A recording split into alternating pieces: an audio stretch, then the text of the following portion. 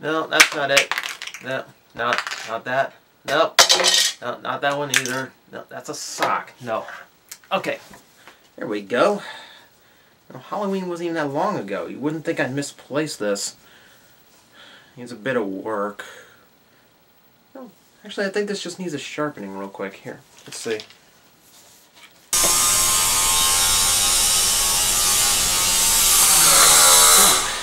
Yeah, much better.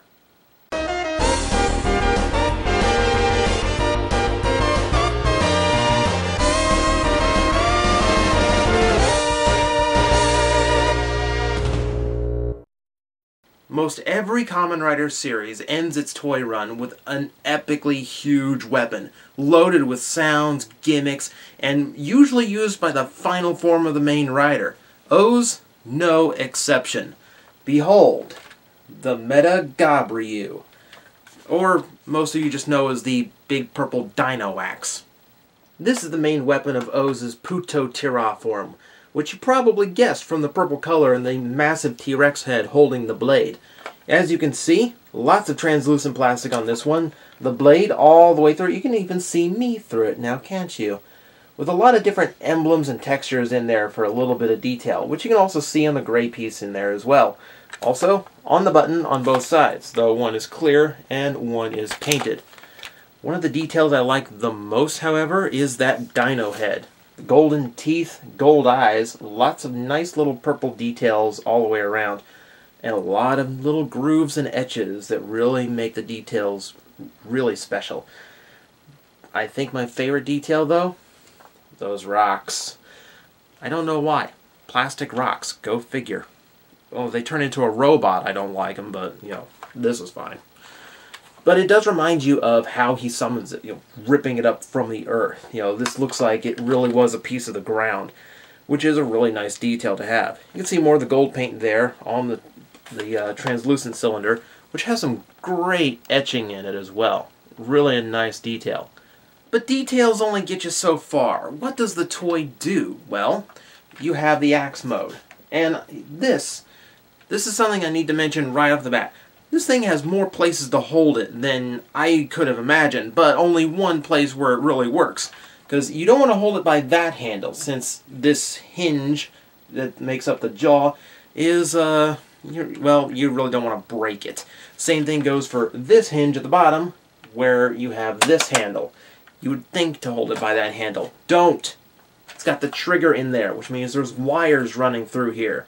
You really don't want to break that. And you really don't want to break that cylinder by holding it there. This thing actually comes with a warning sticker on that cylinder. Do not hold by this. Pretty good advice. It'd snap off instantly.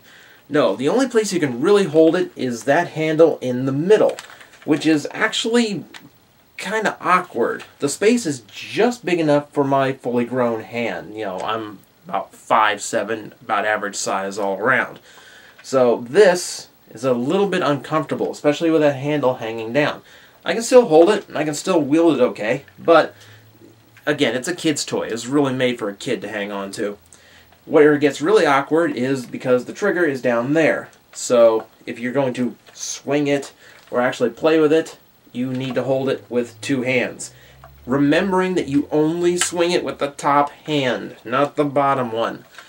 It's a little awkward. But, you know, that's how it goes. It's just a toy, after all. So, how about some sound effects? Won't that be nice? Trigger right there. We are currently in axe mode, so let's hear a slash. Nice, clear, big metal clang, and you would have seen a light in the cylinder. So, a little bit of function all the way around. But that's a little dull, and of course you know, this thing's got two modes to it. Axe is just the start. I can hit the hidden buttons, one right here and one right here, to bring all of these together. We close the giant T-Rex maw, and another flash, some metals flipping around inside, and you have the cannon mode. It's a nice little hand cannon. You know, again, I'm about average size, and this was made for a kid's toy, and it's still pretty beefy. So, at the least there's that. You know, it doesn't feel like a disappointing size like a lot of the roleplay swords end up being. This actually has a little bit of weight to it. Also, I actually really like the T-Rex head once it's all together. It looks really cool, especially with the blade sticking out of the skull. You know, the only way of making a T-Rex cooler, giant blade sticking out of the skull. Now, you people will argue me on that, but you're wrong. This is the only way. So this is the cannon mode. So how about a blast sound effect? Or more of a laser shot, really. It's a little quieter, isn't it? Let me give you a better one so you can also see the light. So, it's pretty basic.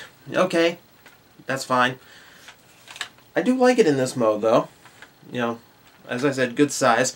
More importantly, did you notice where the speaker was? Yeah. It's in there, which is really awkward in axe mode because your hand has a good chance of covering the speaker up.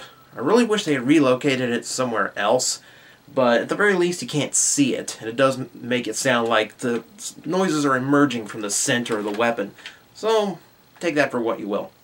But I know, gimmicks, what does it really do? Why is it worth the same cost that the deluxe belt of the year goes for? Well, to activate the gimmicks, you're going to need some cell medals. Luckily, it comes with two. Two in particular that weren't released before then. You have the Tyranno, obvious, and Lion. I don't know why either. So just to get these out of the way.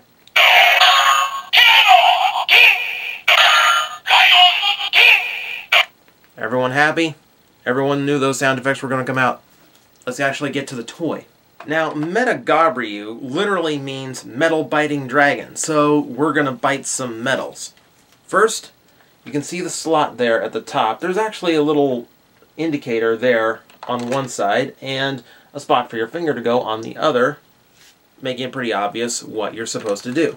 We're going to shove metals down his gullet. Kids, don't swallow money. You won't make sound effects. Well, technically you will, but they will be very bad ones. So, a little bit of a munching noise there. You want a reeling munching noise. Big meaty bite to that one.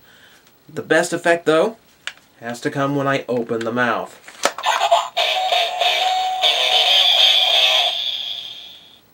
For those not paying attention, that was something of a karaoke version of Tatoba's henshin theme. So, actually kind of cool to hear. Let's try that again with the other metal. We try this again. This is him chewing really well. Ugh. I forgot. Every other time you close the mouth, he's going to burp. And there's actually more than one burp sound effect in him, so yeah, you have options when belching. Let's just hear the music.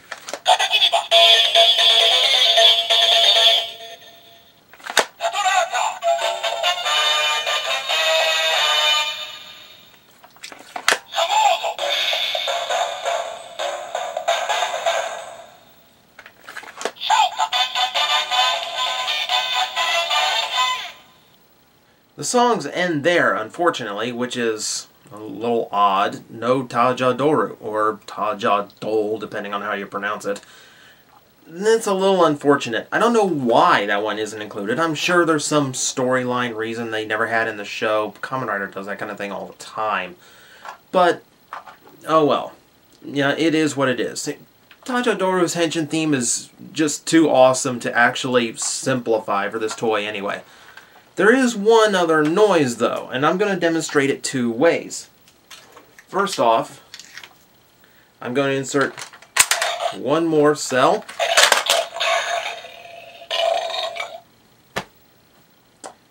Really classy toy, this one. And this will sound familiar.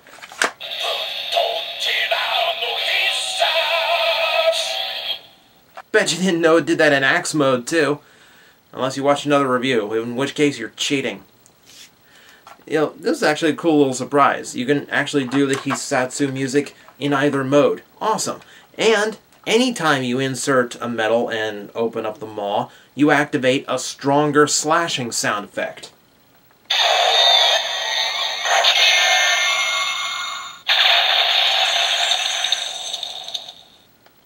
Big slash, big explosion, big rain of metals at the end, which is a nice touch. Very cool sound effects. Now, it doesn't matter what song you end on, and it doesn't even matter if you end on the Hisatsu music. It all does the same thing when you hit the trigger, no matter how many metals you put in either, of which case, this guy can swallow 4 at a time.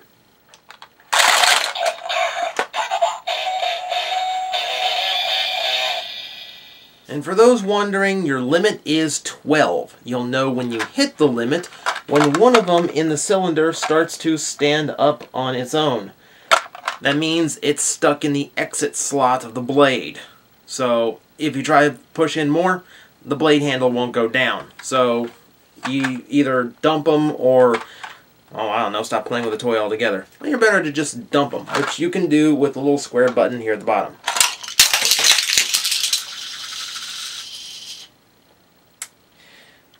Got to clean up, hang on.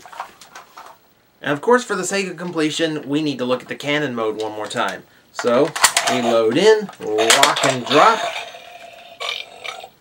Well, good.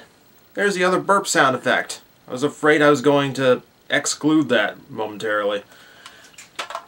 Now, anytime you drop metals in and leave the jaw closed, then flip to cannon mode, you're going to get the big finishing sound effect. Also, doesn't matter which song it ends on, which one it's currently on, or how many metals you put into it.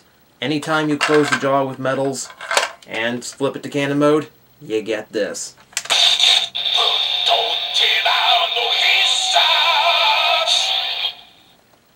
And big cannon finisher.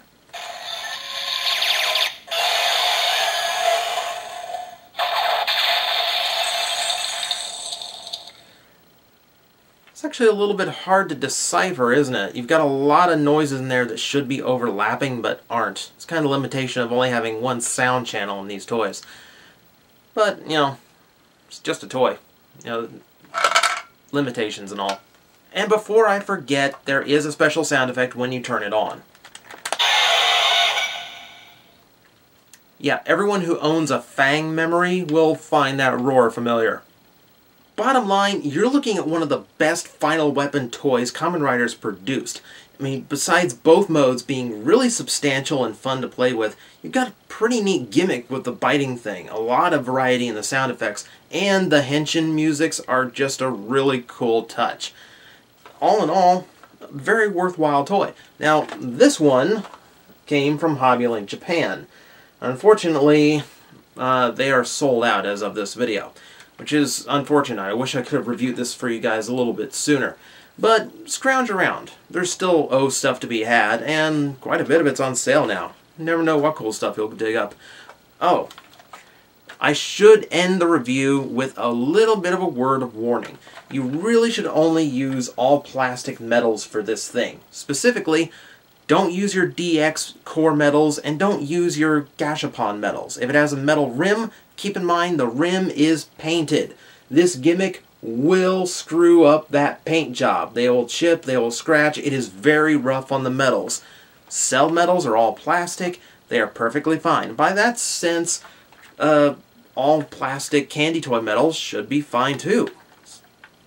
Actually, as a matter of fact, I wonder, I do happen to have some of the purple metals in all plastic.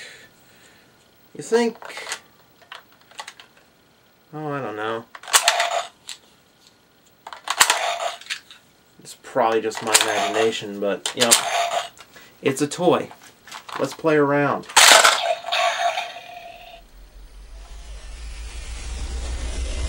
What's that noise? Man, that's a cool toy!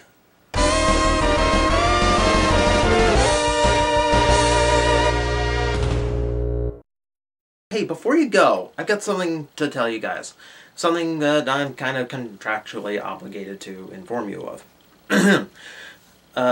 If you are watching this on Thanksgiving or on Black Friday, you have good timing because HLJ is currently doing a promotion for Black Friday. From midnight to midnight Eastern Standard Time on Black Friday, they are doing flat rate shipping. Any SAL order goes for 980 yen, substantially less than it normally does. And if you wanted to go EMS, only takes another 1,000 yen to do it. In fact, toys like this, these things are hefty. This thing would have been expensive to go SAL. If this was shipped during the sale, a week and a half sooner for less than I would have paid normally.